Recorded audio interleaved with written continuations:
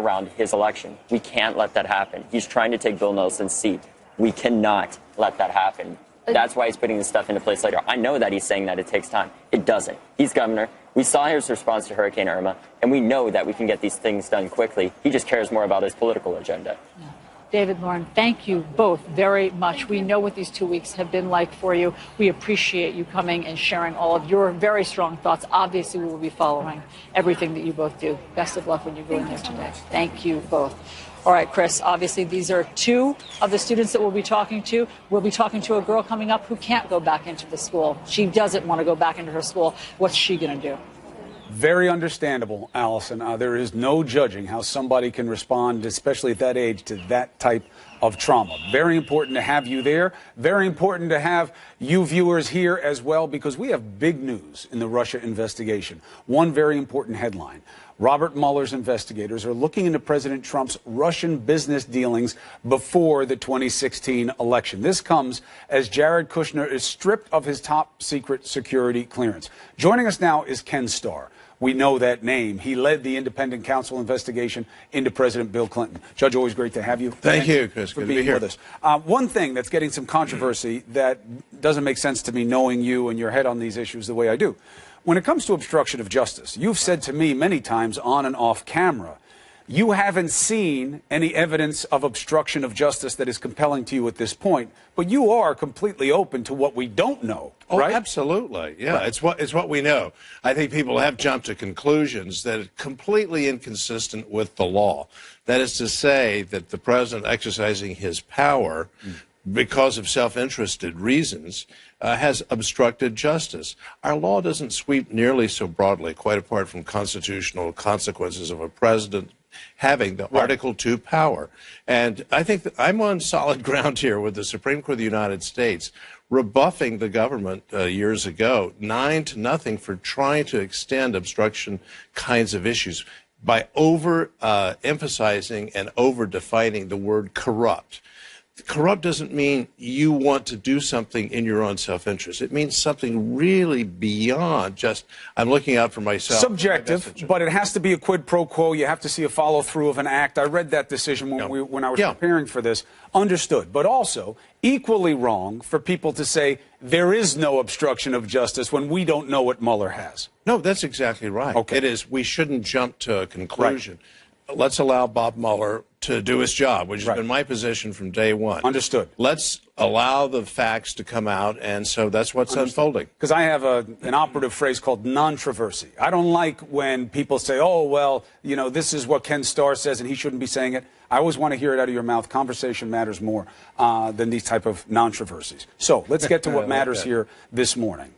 Bob Mueller, looking into Trump's business dealings before 2016 to see if there was potential opportunity for exertion of influence by Russian, any kind of actors on their part. Fair point. I think it's beyond his mandate. The mandate is what happened during the 2016 election in terms of collusion. That's the key idea. So here's what I think is happening. I think Bob Mueller is finding out information that is leading him back to the Deputy Attorney General. Let's remember one thing. Bob Mueller's not out on his own. He's an officer of the Justice Department. He's reporting to the Deputy Attorney General. So if Dad didn't like it, the Deputy Attorney General, if Dad didn't like it, Rosenstein didn't like it, he might not do it. Under the regulations, Rod Rosenstein, who's a man of great honor and great, just absolutely impeccable integrity, could say, don't go there. Right. Now, it doesn't mean that it wouldn't be looked into, but it might very well be, Mueller, you're not the person to do it. We're going to have someone else do it. But, all right, let's look at the premise again, though. The idea of you think it extends purview. And I'm not here to look at your investigation, because, as you know, that was a big shot at you guys with where you started and where you wound up. But instant case only. If he's trying to figure out what might have happened during the election that would have been wrongful access, wrongful cooperation, and all of those different defining elements, why would he not look at financial arrangements that might have created leverage on then-candidate Trump? And it's a judgment call. So Bob Mueller might very well be saying exactly what you did, and then say, look, this is a logical outgrowth of what we've been looking into. Let's just assume, for purposes of this discussion, there was no substantial evidence of collusion. In fact, I think that the indictment almost 2 weeks ago of the 13 Russian nationals and the 3 companies suggests there was no collusion. It suggested because the Russians developed this enormous operation out of St. Petersburg and sent operatives into the United States to sow discord and spend millions of dollars and so forth. They didn't need to collude with anyone.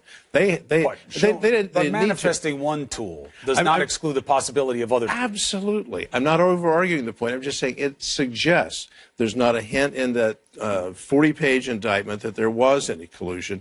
And now what are we seeing? We're seeing a focus on, well, what happened before. So I think it's a policy call within the Justice Department for Rod Rosenstein to say, I hear what you're saying, go ye forward. Or he's saying, you know, I think this is beyond why we brought you in. Right. And here's one thing. The American people, I think, want to know, was there collusion? Let's get that answered, would be my sense if I were at the Justice Department. My sense would be, but I don't have all the facts, Bob, I love you, but let's just stay focused on what the issue is, and that's collusion in the campaign. But it just, again, look, you understand these issues better than most who are watching, and certainly the guy in the chair across from you. But I don't get why, if you want to know, what would they have? What's the analysis on Kushner? Were people looking at him because he needed money? Was there a way to get at him that way? We now know from reports that 4 countries were talking about how to manipulate him, and that is just the wisdom of the world, right? State actors are always looking for how to get influence and undue influence on one another, the United States included. But if it was true about Kushner, why wouldn't it be true about Trump? And this is a man who wouldn't show his taxes, wouldn't open his books. We know that from his own son's mouth that they had a ton of Russian money buying assets, which could be benign, could not be. Just seems like a logical question. No, I've not argued that it's not logical and that it might even be a complete outgrowth of what's happened. What I am saying is it has nothing to do with collusion in the campaign. And when I look at the document, if you find out that because of what has happened and transacted in the past, there were opportunities in the mind of Russians or Russian actors to go at the campaign, to try to get things. And then you look at, you know, it is a little suspicious, Ken, that you have a man who doesn't stop for a second. If he doesn't like something that you say right now, there's a good chance he'll take a shot at you, but never Vladimir Putin. Never a crossword for Vladimir Putin. You have to, listen, admit that that is... I have been saying almost from day one, let's get the truth out about Russian interference, and let's blow that whistle and then take the appropriate action. I completely agree with that. We've got to protect this country. We've got to protect our democratic process. So whatever happened in business dealings and so forth, you know, there should be an iron curtain that comes down because you're now the President of the United States. Russia has, in fact, done something that is incredibly dangerous to our democratic society. Not so much that it supported a particular candidate. They were supporting Bernie Sanders. They were supporting Jill Stern. They're trying to sow discord within the American people. They were trying to hurt Hillary Clinton. They were trying to help those who were against her, nominally Trump, maybe some others as well. We know that part. But, Chris, that's one way of looking at it. But another way of looking at it is on the very same day, this is in the indictment, they supported an anti-Trump campaign and a rally and a pro-Trump rally. These are just really malicious. And by the way, I think that indictment was a shadow indictment of Vladimir Putin, because of the connection with the oligarch to the St. Petersburg Somebody's got to operation. do something to stop it from happening again. We just heard Rogers say that the president hasn't directed him to do anything in retaliation. I don't know how that makes any sense. We'll see what gets done on that. That's not your purview. Let me ask you something else while I have you. 20 years we're coming up on the Lewinsky anniversary. Did you see Monica Lewinsky's latest piece that she wrote about all this? Excerpts were read to me. I still haven't seen it. Yeah. Now, the personal aspect for you to respond to is she does not explain your initial meeting with her in flattering terms to you. She says it was creepy. She didn't like the way you touched her and, that it was a weird thing for her. What do you remember about that meeting? I found it pleasant but poignant. I had very little to say.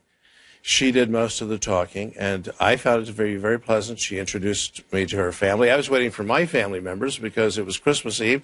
We were headed to church. She was coming in. We were going out. It was a very brief encounter, pleasant but poignant. Now, I said I wished her well. When you look back on it 20 years later, do you feel that that investigation went to the right places that it should have? Yes, it did. And it was authorized by the Attorney General of the United States. How so? She specifically said, in light of the Linda Tripp tapes, this has to be examined. This is Janet Reno, who was appointed, of course, by Bill Clinton. Mm-hmm. And she said, and she goes to the court, the special division, and says this has to be investigated. What's this? Perjury and possible influencing of witnesses, which is what we investigated. Now, when you look back, I just wish the president had not committed perjury, and I wish the president had also settled the Paula Corbin-Jones lawsuit, because, Chris, I was trying to go to Pepperdine University to become dean of the law school. I did not want. Because you are painted. You know how you're painted. You're painted certainly by people in the center and the left. It's been reported and written on many times that you wanted this. You were looking for things. You were trying to get them in there. Absolutely untrue. I had left or announced that I was leaving in 1997 to go become dean at the Pepperdine Law School. Let me ask you one other thing. Again, outside your purview, but relevant from your perspective. Everything we're talking about now with #MeToo and the need for systemic change, not just bold-faced names, and whether or not women can consent. People can consent in certain situations. When you look at Lewinsky and Clinton, do you think the argument could be made, yes, obviously she was by age able to consent, but do you believe consent was even possible for her in the context of that relationship?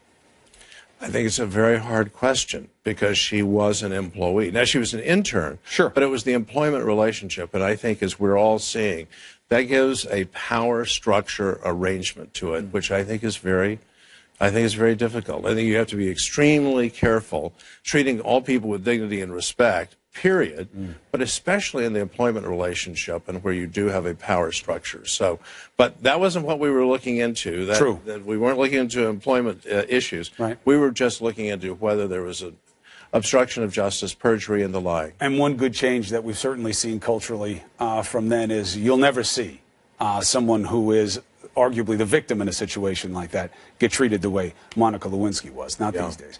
Ken Starr, appreciate talking to the kids who lived through the shooting than most of the folks up in Tallahassee who are trying to figure out what to do about it. Yeah. They'll tell you it would have been a terrible idea because you had no way to know who was being shot at. And the teachers, they would be, they wouldn't have the level of arms that this shooter did. It's a terrible idea. How are you feeling as you watch your son walk back into this school today? Well, I'm not scared because this is now the safest school in America, but bittersweet. My son walks in here without his sister. My daughter's friends walk in there. They used to always walk in with my daughter, and I just saw them all before and hugged them, and they're walking in there without her. This is not what we envisioned for ourselves watching our kids go through high school. And bittersweet is the only way I can describe it. Today, Dick's Sporting Goods made an announcement of changes. Tell me what your thoughts are. I am so proud and happy to hear that news. No more assault weapons, no more high-capacity bullets. Nobody under 21 can buy a gun. This, to me, is what America is all about. It is people taking steps in the face of a crisis. What it also tells me is this event was different, and people are not going to stand still, and they're not going to go away. Listen, I have been relentless online going after Amazon and Apple because they will not end their business relationship with the NRA and specifically Amazon selling these weapons still. And I have dropped my Amazon membership, and everyone I know has dropped theirs, and online they've continued to do so. The flip side of that is I will be going to Dick's Sporting Goods today to buy something because you know what? I am so proud of them and so happy that they are taking a voluntary step to make our kids safer, to make all of us safer in any public facility. And I couldn't be happier. Thank you and congratulations. What a step. Look, you've been very vocal. You have been very activated since this happened. You're not going to let your daughter have died in vain, but it obviously comes with a huge cost. What has it been like for you? I'm exhausted, and I say that only because I went right into this process. It so angered me what happened that I immediately kind of turned into an activist. I mean, 13 days ago, I was just this guy from this amazing neighborhood here in Parkland. And now I can't stop what I'm doing because I don't ever want another parent to go through this. Anybody who says I come to this with an agenda, anything but. My only agenda is what can we do to make our kids, our families safer. That's it. It's exhausting. It's emotional. I watch these heroic kids do what they're doing to take on this lobby and to just demand their safety. And that gives me strength. But it's been a rough couple of weeks. Of course it has. And we know that your son and your wife, of course, are also still struggling. How's he feeling as he goes in today? He's bittersweet, but he's got this amazing group of friends who have had their arms wrapped around him for the past 2 weeks. And they're going to continue to do so. And they've really held him up. And I love those kids. They're amazing. It's beautiful. Can I address something that is happening? Very quickly. There's been threats against some of these kids and their families. Yes, online threats and beyond. Go on. I'm hoping the president today, who a lot of folks want to talk about this as situational violence and threats that were ignored leading to it. So we can't ignore what's going on. And I need our President Trump today to address it publicly and demand that everyone who's making these threats stop. But I also am hoping that right now, as we do this interview, the FBI and Broward sheriffs and all the other investigative agencies out there are investigating these threats and are initiating arrests. This community has been through trauma. Yes. We can't have additional trauma in this community. And since we know the situational aspect of this is part of it. Yeah. We need to get something done. We can't have that going on. Such a great point. Don't let threats go unheeded anymore. We know they're out there. Right. Investigate. Thank you. And Trump, make an announcement. Thank you. Thank you. Thank you very much for being here. We'll be following everything for the weeks to come.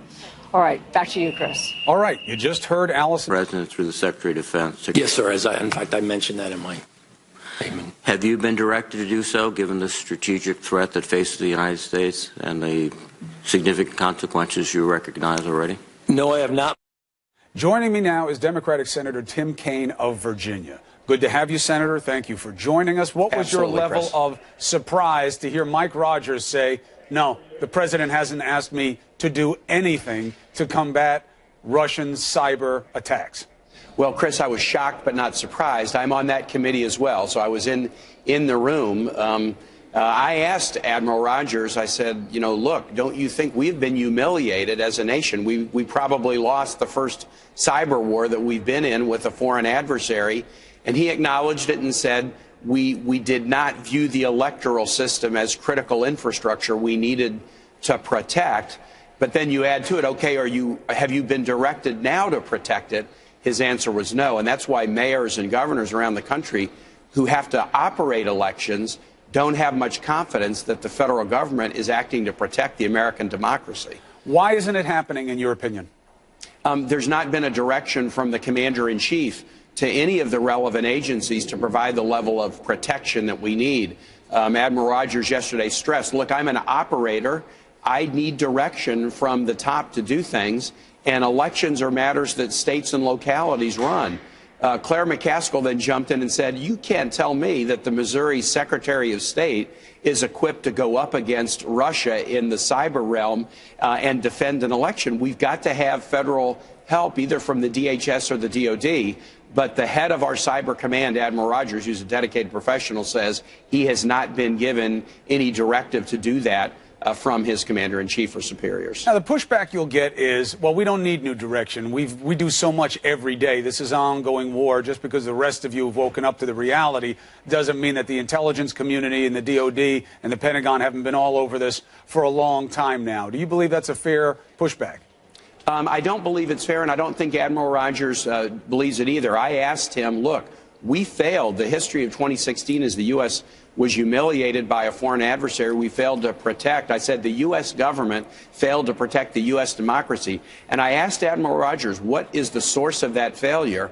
And he basically cited two problems. He said, first, we did not view the electoral system as critical infrastructure. We protect the electricity grid. We protect financial institutions. But the government wasn't protecting the electoral system. And the second thing he said, and this was telling, he said, we underestimated the adversary. We thought when we told them, we know what you're doing, don't do it anymore, that they wouldn't persist. But Russia persisted, and there's a painful lesson there, but we're not yet acting to try to put into place what we've learned as a result of this failure. All right, let's go to another category of things not getting done.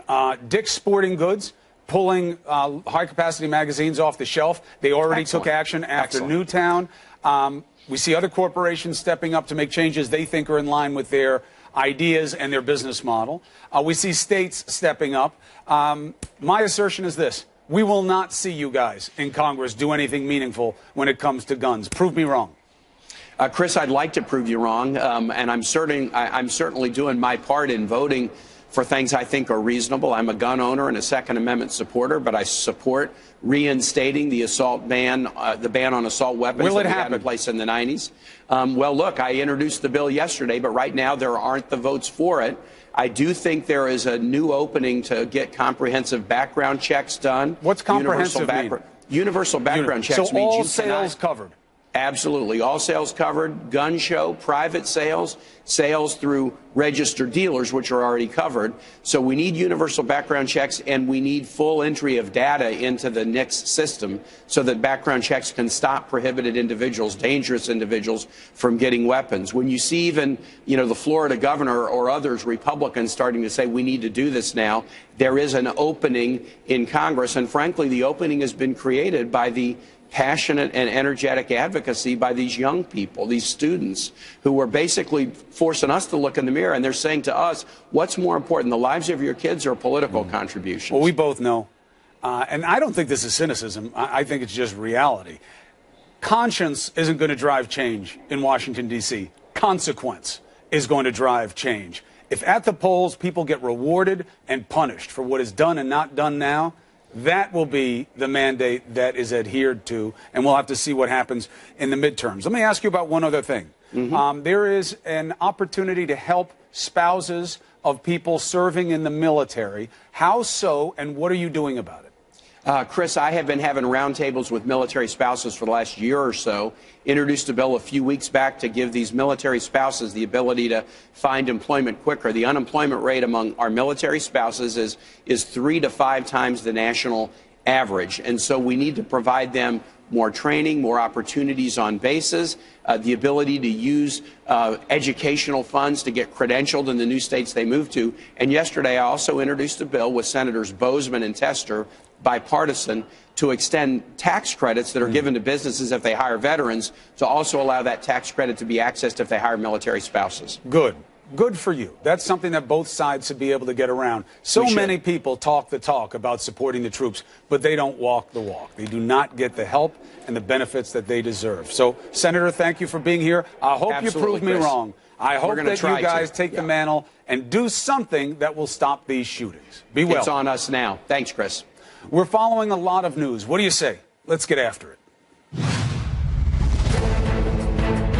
I have nothing to do with Russia. I have no deals there. Investigators for Robert Mueller have been asking about business activities of Donald Trump in Russia prior to the 2016 campaign. This is a president who could be incredibly compromised. Just because they are asking doesn't mean they have evidence of it. The fact he's been downgraded suggests that he really is not in a position to continue a significant role in this White House. He's a valued member of the team, and he will continue. We're getting this blurring of behavior in his private and public roles. We're going to take it as it comes along every single day. You're going to feel the presence of emptiness.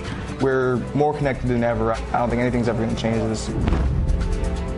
Boy, it is a big day today. Good morning and welcome to your new day. You see, Allison is in Parkland, Florida. School is back in session. We're split up this morning because we're following several major Russia developments rocking the White House. CNN has learned that special counsel Robert Mueller's team is investigating President Trump's business dealings with Russia prior to the 2016 campaign. And that component, that's the key. That this isn't about what happened during the campaign. They're looking at business before.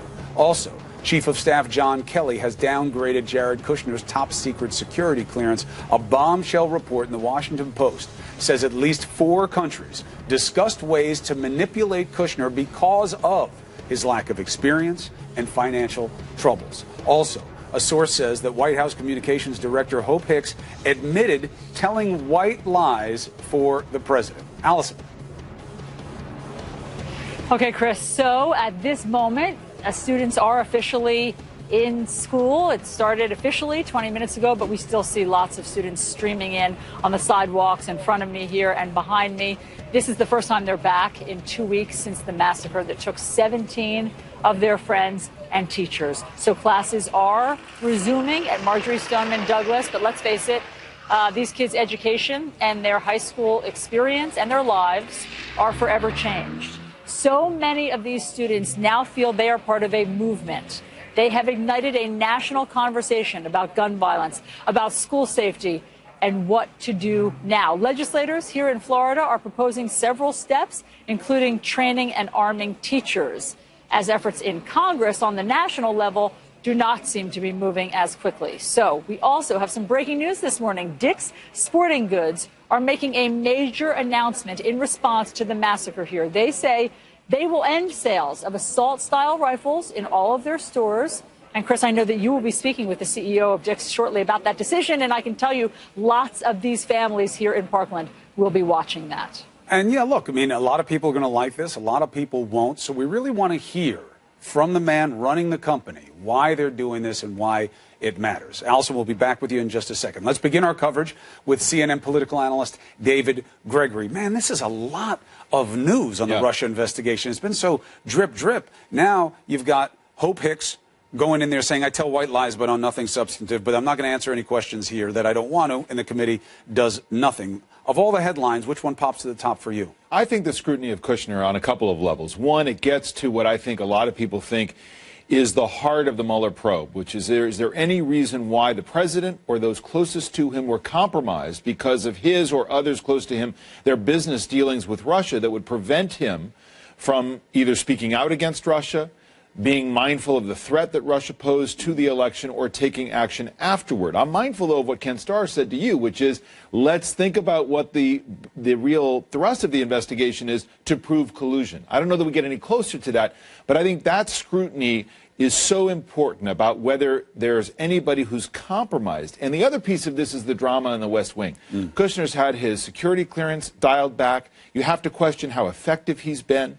Is this just rank nepotism, which I think it does reek of and has from the very beginning, that's undermined his effectiveness? And what is he going to do if he has this portfolio of the Middle East and Mexico and other countries that he's under such scrutiny within the White House, and there are other countries thinking that he can be exploited or undermined somehow, and have thought that from the beginning. We know that from the Washington Post piece. So I think this is the president's son-in-law. There's a lot of drama. There's a soap opera piece, but it becomes bigger in the context of the Mueller probe. So on that legal point that Ken Starr and I were going back and forth about this morning, let's bring in Jeffrey Toobin, CNN senior legal analyst, obviously. So rebut the presumption from Ken Starr and others, which is, Mueller, you can't look at financial dealings before 2016. You're supposed to be reviewing things that have to do with the campaign and any extension of issues that arise there, too. This is too far. That's just not true. I mean, if you look at what Mueller's jurisdiction is, it's very broad. He has the right to investigate anything arising out of his investigation, and certainly anything related to Trump's finances in Russia is very much related. It goes to the crucial issue of motive. Why, and this is a question that remains unresolved, why has Donald Trump been so favorable to Vladimir Putin? What is in it for him? A very clear possibility is business, is money, is that he has business dealings in Russia that he has wanted to cultivate. I just wrote a story in the New Yorker about when he brought the Miss Universe pageant to Moscow in 2013. That led directly to the meeting in Trump Tower of June of 2016 with the Russian lawyers. I mean, it is immediately within his jurisdiction. I don't even think There's of another it as point controversial. I agree with Jeffrey. I say obviously because I agree with everything he says. But I don't. He was wrong about what's going to happen with some of the election stuff a couple of days ago. But that's okay. Go ahead. That's your fight with him. No. But I think that's obviously it's an important point, because when you think about the business dealings, we have to go back. What we know, you go back to the Don Jr. meeting, right? This campaign was open for business. They were open for dirt on Hillary Clinton. It doesn't matter if it came from foreign powers, which would just be totally inappropriate at the first time you heard about it. They were open for business. Now, you can debate good thing, bad thing, inappropriate. Certainly you can debate whether there was a crime there or not. But we also know, Jeffrey writes about this in terms of their business dealings. But here's Paul Manafort, who's under indictment, who was the campaign manager, who had extensive political and financial ties to Russia. And I think I want to connect this to what the NSA chief said and to this kind of cyber attack on America. What the Russians did is they pushed on an open door of cynicism within America about our news in the country, about whether you can believe politicians.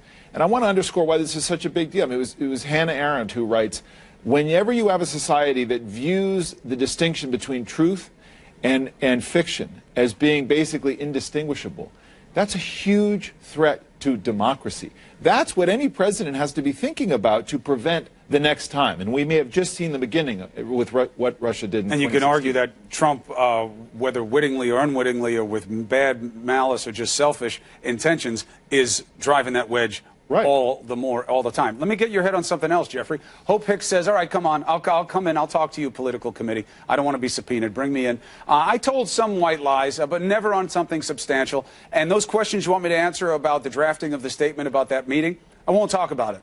And nothing happens. What are the legalities involved? Well, it's really, as usual in Washington, it's more of a political story than a legal story. But, you know, there is such a thing as executive privilege, but it is relatively narrow in scope. You can't simply say, I am not answering any questions about my service in the White House. However, the only way to press that issue, the only way to determine what the scope of the questions are that you can and can't answer are the only way to resolve that is if the intelligence committee first subpoenas Hope Hicks and then finds her in contempt if she refuses to answer questions, and then the matter goes to the courts and they resolve what questions can be asked. This committee is under Republican control. They have no desire to subpoena her, no desire to hold her in contempt, so she has absolutely free rein to refuse to answer anything she wants because there'll be no consequence. You know, that committee keeps playing it both ways, David. They keep saying, oh, boy, this is a mess. They've got literally a physical barrier being put up between the left and the right because they don't trust each other. But we can still conduct our investigation. How? How is this not just a waste of our time and money with respect to this one committee? I'm pretty cynical about it. I mean, I think, you know, the action in town is the Mueller investigation because they've got the Senate power. intel a little bit. Right. They've been working bipartisan, trying to figure things out. I think that's right. And I think the partisanship on the House that's fueled by critics of this investigation just completely undermine it. So it went, but I think because this is a political process, I mean, that's the point I think Jeffrey just made that's important. This is not a legal process. We have that with the independent counsel, which is not devoid of politics, of course. But this is purely a political process. I don't see how it gets to the bottom of anything. Jeffrey Toobin, what popped your eyebrows this morning in terms of all the headlines? Jared Kushner's egregious conflicts of interest. I mean, that Washington Post story is so unbelievable. I mean, he is the definition of a security risk, and it doesn't even really have to do anything with blackmail. He is negotiating with Qatar. He is negotiating with China. At the same time, his company is begging for money from those countries. Right. How can we know whether when Kushner is negotiating with these countries, whether he's representing the national interest or his commercial interest? That's why he doesn't have a security clearance. That's why he shouldn't have a security clearance. Right. I mean, I just think this is, you know, one of the things about the Trump era is we've sort of degraded all our superlatives. But I just don't, it's a shocking situation that close to the seat of power. Right. I mean, it's at least the potential for corruption that is eye-popping. And it is this black hole where we don't know what all these entanglements are. And it's incompetent, if not corrupt. And I mean, this is the kind of stuff, when you dig deep into Putin's government and the kleptocracy that is the modern day Tsarist, Kremlin, you have to be deeply, deeply suspicious. And the fact that this president, who's promised to bring us the best and to drain the swamp, is bringing that in without accountability is at least making us vulnerable to give all fairness to what we don't know. But I agree. I mean, and by the way, this is why you don't hire your children. I mean, when you have these kind of conflicts that you can't resolve, because this is my son-in-law after all. I mean, it's just nobody would put up with this. I mean, again, for all the Republicans and the defenders of Trump, if this were Hillary Clinton, what would they be saying? And how rich is it? How much time did we spend talking about Hillary Clinton's concern for national security because of her emails? And to have Jared Kushner with no security clearance, with access to the crown jewels of American intelligence for more than a year, talk about security risks. I mean, it just boggles the mind. Jeffrey Toobin, David Gregory, thank you to you both. Allison, to you. Okay, Chris, so you'll remember this dad. He made a dramatic plea to President Trump.